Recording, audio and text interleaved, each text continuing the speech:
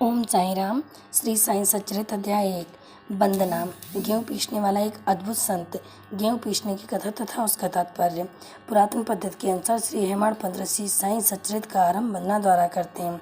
प्रथम श्री गणेश को साष्टांग नमन करते हैं, जो कार्य को निर्विघ्न समाप्त कर उसको यशस्वी बनाते हैं, और कहते हैं श्री साईं ही गणपति हैं। फिर भगवती सरस्वती को, जिन्होंने काव्य रचने की प्रेरणा दी, और कहते हैं कि श्री साईं भगवती से भिन्न नहीं हैं, जो कि स्वयं ही अपना जीवन संगीत बयान कर रहे हैं। फिर ब्रह्मा, विष्णु और महेश को, जो क्रमशः उत्पत्ति, स्थिति और संहार करता है, और कहते हैं कि साईं और वे अभिन्न हैं, वे स्वयं ही गुरु बनकर भवसागर से पार उतार देंगे। फिर अपने कुल देवता श्री नारायण आदिनाथ को वंदना करते हैं, जो कि कोकण में प्रकट हुए। कोकण वह भूमि है जिसे श्री परशुराम जी ने समुद्र से निकालकर स्थापित किया था। तत्पश्चात वे अपने कुल के आदि पुरुषों को नमन करते हैं। फिर श्री भारद्वाज मुनि को, जिनके गोत्र में उनका जन्म हुआ। पश्चात उन ऋषियों को, जो याग के बलक के भृगु, पाराशर, नारद, वेदव्यास, सनत सनंदन, सनत कुमार, शुक, सौनक, विश्वामित्र, वशिष्ठ, वामदेव, जैमिनी, बंसायपन, नवयोगेंद्र इत्यादि तथा आधुनिक संत जैसे निवृत्त, ज्ञानदेव, सोपान, मुक्ताबाई, जनार्दन, एकनाथ, नामदेव, तुकाराम, कान्हा, नरहरि आदि को नमन करते हैं। फिर अपने पितामह सदाशिव, पिता रघुनाथ और माता को, जो उनके बचपन में ही स्वर्गत हो गए हैं। फिर अपनी चाची को, जिन्होंने उनका भरण पोषण किया, और अपने प्रिय भ्राता को नमन करते हैं। फिर पाठकों को नमन करते हैं, जिनसे उनकी प्रार्थना है कि वे एकाग्रचित होकर कथामृत का पान करें।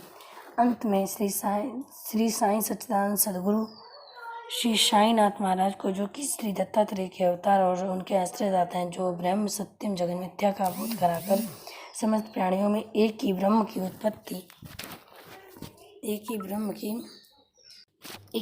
व्याप्ति की अनुभूति कराते हैं। सर्व श्री पाराशर, व्यास और सांडिल्य आदि के समान भक्ति के प्रकारों का संक्षेप में वर्णन कर अब ग्रंथकार महोदय निम्नलिखित कथा प्रारंभ करते हैं। गेहूँ पीसने की कथा। सन 1910 में एक दिन प्रातःकाल श्री साईं बाबा के दर्शनार्थ मस्जिद में गया। वहाँ बाबा का विचित्र दृश्य देखकर मेरे आश्चर्य का ठिकाना न रहा कि साईं बाबा मुँह हाथ धोने के पश्चात चक्की पीसने की तैयारी करने लगे हैं। उन्होंने फर्श पर एक टाट का टुकड़ा बिछा, उस पर हाथ से पीसने वाली चक्की रखी। उन्होंने कुछ गेहूँ डालकर उसमें पीसना प्रारंभ कर दिया। मैंने सोचा कि बाबा को चक्की पीसने से क्या लाभ है, उनके पास तो कोई भी नहीं है, वे अपना निर्वाह भी भिक्षावृत्ति द्वारा ही करते हैं। इस घटना के समय वहाँ उपस्थित अन्य व्यक्तियों की भी ऐसी धारणा थी, परंतु उनसे पूछने का साहस किसे था। बाबा के चक्की पीसने का समाचार शीघ्र ही सारे गांव में फैल गया। उनकी ये विचित्र लीला देखने के हेतु तत्काल ही नारियों की भीड़ मस्जिद की ओर दौड़ी।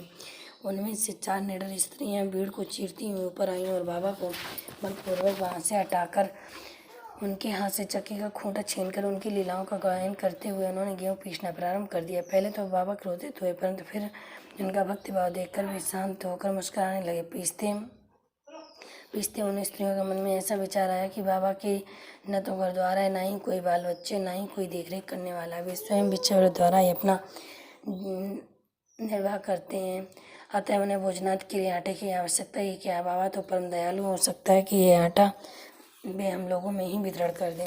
इन्हीं विचारों में मग्न रहकर गीत गाते गाते उन्होंने सारा आटा पीस डाला।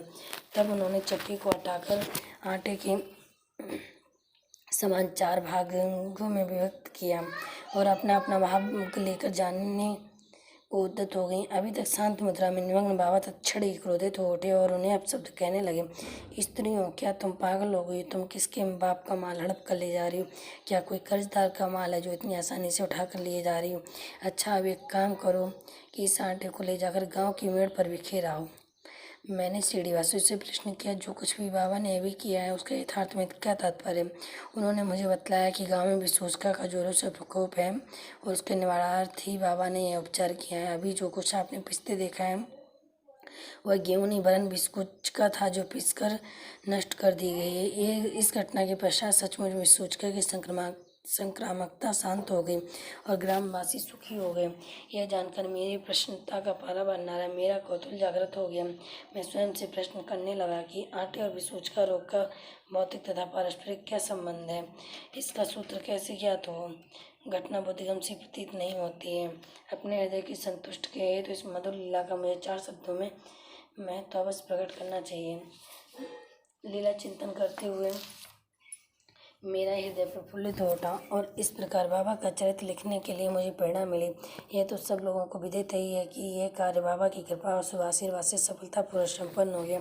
आटा पीसने के तात्पर्य शिरडी वासियों ने इस आटा पीसने की घटना का जो अर्थ लगाया वह तो प्राय ठीक ही है, परंतु उसके अतिरिक्त मेरे विचार में कोई अन्य अर्थ भी है। बाबा 60 वर्षों तक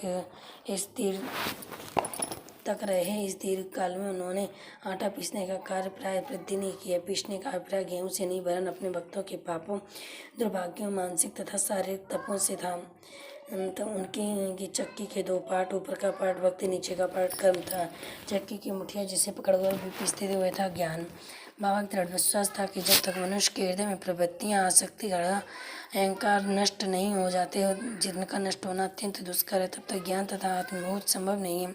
यह घटना कबीरदास के इसके तदनुरूप घटना की स्मृति दिलाती है कि कबीरदासी एक स्त्री को अनाज पीसते देखकर अपने गुरु निरंजन से कहने लगे, मैं इसलिए रुदन कर रहा हूँ कि जिस प्रकार अनाज चक्की में पीसा जाता है उसी प्रकार मैं भी भवसागर रूपी चक्की में पीसे जाने की यातना का अनुभव कर रहा हूँ। उनके गुरु ने उत्तर दिया, घबराओ नहीं, चक्की के केंद्र में जो ज्ञान रूपी दंड है उसे दृढ़ता से पकड़ लो। जिस प्रकार तुम मुझे करते देख रहे हो उससे दूर मत जाओ, बस केंद्र की ओर ही अग्रसर होते जाओ। तब ये निश्चय है कि तुम इस भवसागर रूपी चक्की से अवश्य बच जाओगे। श्री सद्गुरु शरणागत अर्पणमस्तु। बहुत